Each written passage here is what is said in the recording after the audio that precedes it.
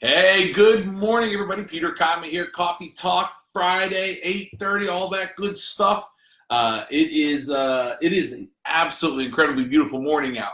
And when I say beautiful, it is gorgeous. I'm looking out my window now, and it is absolutely gorgeous. I will say this though, the one thing I will say is, are you ready for summer to be over yet? Oh my God, I'm ready for summer to be over. Holy Toledo.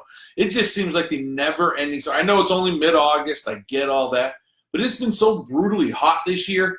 I am so ready for fall. I'm wearing my football shirt, right? I'm wearing my Raider shirt today. NFL football in full force last night. We saw a bunch of teams playing last night. Preseason football. Of course, you don't recognize any of the players. I hear you, Jeremy. Go Bills, man. I hope you feel better. Heard your throat hurts this morning, Jeremy. Listen, I forgot. Good morning. Make sure you've got your cup of coffee. Would love to get a little more interaction from you today when we talk. Good morning, Miranda. Good to see you. But I am so ready for summer to be over. I'm so ready for fall. Like, I look out at my patio furniture, and in the afternoon, the sun hits the back of my house, and I think, there's no way. But I cannot wait to come home after work, sit back there, and just enjoy our house and enjoy the backyard. Because right now, it is brutal. It is full of nothing but weeds and burnt grass, and it's just, this is the worst time of the year, in my opinion, to be in North Carolina. North Carolina is gorgeous 10 months out of the year. But July and August, you can't be outside between the hours of 10 and 4 in my mind. But I digress. Fall is on the way. I know this because football started last night. I know this because we just had to pay a fee for Camden to play fall baseball. And so my checkbook also noticed that fall is here or coming soon. But anyhow, super, super excited. But before we completely let go of summer, yeah, I hear you. Miranda, when we used to work together, would love to have the office temperature at about 84 or 85. I think Chad would lose 10 pounds a day because it would be like a sauna in here when she was in the office first. Anyhow, 105 in Austin next week, Jeremy.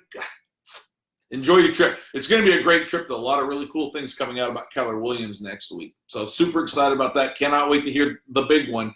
And we may even touch on that a little bit today. But before we let go of summer, wanted to ask you real quick. One time, we like to go to the beach in September. Why? Rates go down. It's still hot enough out to be at the beach. Everybody's back in school, and my kids are tracked out, right? A lot of the traditional calendar kids are back in school. So it's just a good time to go.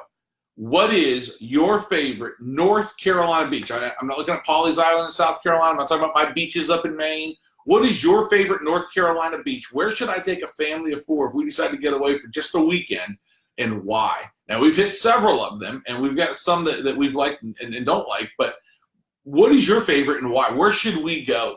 And should we stay in a condo on the beach? Should we stay off the beach? Should we stay, like, what do you call that, on the intercoastal waterway? Where's the best place to go for a family of 4 for a weekend on the coast of North Carolina? Share with me your favorites if you don't mind.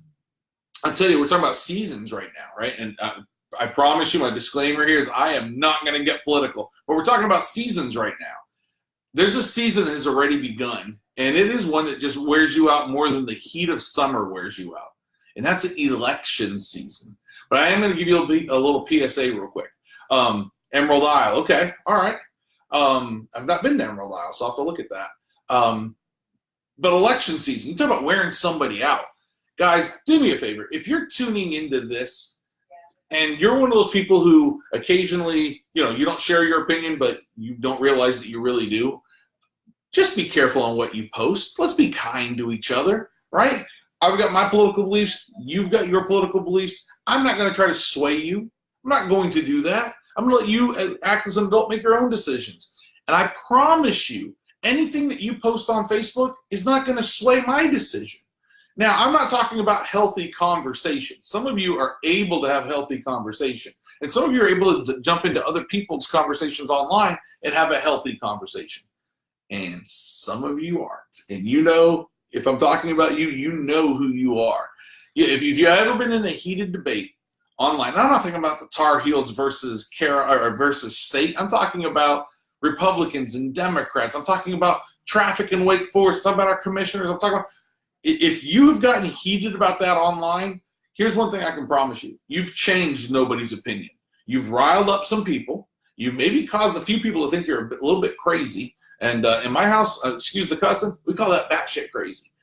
Don't do that kind of stuff, guys. Leave the election stuff up to the politicians and the media. Form your own opinion and then vote.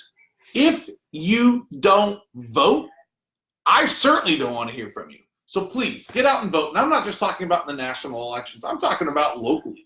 Here in the town of Wake Forest, as an example, we've got 7 people running for a couple of spots on the Board of Commissioners. Well, for the last few years, since we've got several friends on the board, all I have heard is complaining and complaining. Before they got elected, complaining and complaining.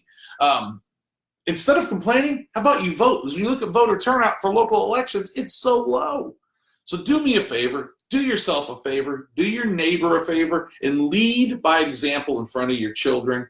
Keep your mouth shut, vote with your, speak with your votes, and let's be nice to each other. Let's do that. Can we do that? All right. So again, Aunt Betsy's here. Aunt Betsy, California, I'm coming to see you. Me, Cole, and Camden are coming to see you next month. I should have probably called and told you that, but we're coming out. And Aunt Betsy, I wore this for you.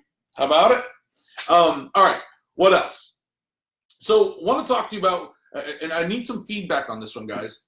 In your community, I don't care if it's my aunt that's out in San Leandro, California, or if it's my family that's back in Massachusetts, or you're right here in Raleigh or Cary or Apex, what is, and I'd love for you to either private message me or share it here. We are trying to get a pretty good grasp of something. What is the number one concern in your hometown? What is the thing that you're most concerned about in your hometown? Is it traffic? Is it the overriding of the school system? Is it taxes? What is it that's the number one concern? And I don't need a whole lot of detail, just the number one concern. We want to see what people are concerned about in and around their communities when we start talking to people about real estate. Is it about growth? Is it about commercial growth, or is it about residential growth? Is it too fast, too slow? Well, what's going on in your community? Name your community, share it with me. Tell me what it is that you're most concerned about, if you wouldn't mind. I would greatly, greatly appreciate that. Lisa doing a little plug. She's out there doing a little bit of election work already, I see. It's funny you say that, Lisa. I do want to share real quick. So most of you know that I do a lot of therapy on this show each week. And the therapy is usually me asking you for help on how to raise my kids, right? I believe success leaves clues. And so many of you have done such a great job. I know so many of your children. That being said, I want to share a little bit of a success. My little guy, Camden, I say little, he's 12 now. So I don't know if that's little or not anymore. To me, he's still, I look at all these pictures of him around my desk, and he's still little. He comes home from school the other day, and he just matter of fact, he said, yeah, I'm going to run for student council president. Or student body. I'm going to run for the student council. And he said, and then one day I'm going to be the president. And instead of making a big deal about it, I walked out of the room, and I was just so jacked up. I was so excited for him. He continued the conversation, though, and he said, I've only been at the school, Dad, for 1 year, and this is my 2nd year. And he said, I'm afraid it's going to be a popularity contest. And the way he phrased that was, I don't know that I'm famous enough to win, but I'm going to run. And I looked at him and I said, Camden? And he goes, Dad, I know. And he took his 2 thumbs. Because in our house, we talk about having 2 thumbs and taking accountability first. And he said, Dad, I get it. He said, I've got 2 thumbs. And he said, even if it is a popularity contest and I'm not famous, he said, I got to find another way to win. And I said, I love it. Absolutely love it. Guys, kids hear you. They hear you. That's the election that I'm going to pay the most closest attention to. That kid's got a bright future. I'm so proud of him. So instead of asking for help or telling you about the knucklehead things that my kids are doing, I'll let you know something positive on occasion as well. All right. So not a lot. This will be a short version because normally I give you the statistics of the market right now, right? Fuquay, not enough breweries. Ann Wingler. You guys have become brewery central in the state of North Carolina. By the way, if you've not been to Fuquay Varina, and it's not Fuquay, it's Fuquay. If you've not been to Fuquay Varina in a while, or if you've never been, make time to get there. It is becoming quite the little destination, especially for the breweries. Great little town that's really come a long way. Jeremy, Wake Forest traffic. Yeah, I hear you. We see a lot about that online right now, and certainly there's a lot of concern about traffic here, but I'm with you on that. But the numbers this week in real estate haven't changed. So I'm not going to sit here and beat you over the head with months of inventory. I'm not going to go down and break down each one of the towns like we typically do and say, yeah, they're sitting at 2 months of inventory. And there really isn't a trend. everything's status quo this week over last week. And as I told you last week, pretty much status quo over the past 45 days. There's been some little ticks up and down, but overall, pretty much the same. So we don't have a lot to report from that perspective. But I did want to give some advice. So we always try to give some sort of a real estate tip. If you were thinking about selling your home, or if maybe you're on the market right now, oftentimes people will say, well, Peter, can we give an agent bonus? And I cringe. Or they'll say, Peter, can we do a carpet allowance? I don't want to replace the carpet. I'd rather just do a carpet allowance and let the next buyer pick what they want. And there's some validity to having the next buyer pick what they want. But here's what happens when you give a $2,500 agent bonus. Nothing. The agent doesn't make the decision, guys. They don't make the decision to determine whether or not the buyer is going to buy. Okay? So the agent bonus is not incentive for the agent. It's just your client, or you, if you are the client, just giving away money. Stop it. Stop. Listen, I'm an agent. Agent bonuses are great. We love getting them. But it's you just giving up money. If you're listed at $400,000 and you're given a $5,000 agent bonus, just list the house at $395,000. Get a quicker sale. Sell the house. The agent bonus in today's market does nothing. Back before the internet, back before we shared data with the general public, when we had little books and you had to come to the real estate agent to see which houses were available, and we decided which houses you could see and could not see, right? For many of you, you may not even know that's the way we used to do things. Yeah, an agent bonus was incentive for the agent to, and to me it's disgusting, quite frankly, for the agent to go ahead and identify, well, it's $2,500 agent bonus on this one. Let's put that one back in there too. I know it's a little bit above your price range, or it's a little bit outside of where you were looking, but let's look at this one. Guys, not anymore. Clients find houses. We protect them along the process. And the reality of it is, if you're giving away an agent bonus, unless you're a builder's a little bit different. I'll explain why. But if you're just a general resale broker or a general resale house, don't do it, guys. Do not give away the money in the form of an agent bonus. Adjust your price accordingly and make sure your pricing is correct. Carpet allowance falls in that same category.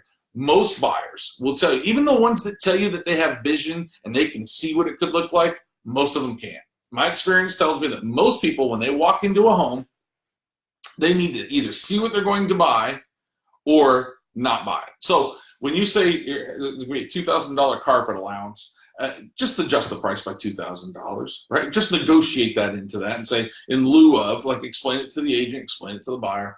But don't give away the money in terms of giving it to an agent. If an agent in today's market is coming to show your home because you give a $2,500 agent bonus, he has to, or she has to, disclose that to the buyer anyhow. And so the first thing the buyer is going to say is, well, why don't we just get that off the price of the house? You're already getting paid your fair fee, right? I can't disagree with that, guys. If I'm a consumer, that is exactly how I see it. And you think you're growing too fast without the infrastructure in place. It sounds like you are Wake Forest 5 or 7 years ago, honestly. Aunt Betsy, this is Carrie. I'm interested. Yeah, I'm looking forward to seeing you as well. Your concern there is homelessness and taxes. So my aunt lives in the Bay Area of California. And, you talk about population. There's a lot of population there, and taxes have always been high. That is a really, really interesting puzzle to put together for the council people in that market, for sure. Back to the real estate piece. So if you're a buyer's agent, or you're representing a buyer as an agent, and a new home community has some sort of incentive in place, I see that working, and here's why. You sell what you know, and a lot of the stuff that is being marketed by builders isn't even on the internet yet. You may not even know about it, but if you know that name a builder, Terramore Homes, Capital City Homes, Jordan Built Homes, any of those builders, right? If you know that they've got some sort of incentive program, it may cause you to dig deeper on what they may have behind the scenes. So you may make an extra phone call to the builder and say, hey, what do you have in Fuquay or in Apex or in Morrisville?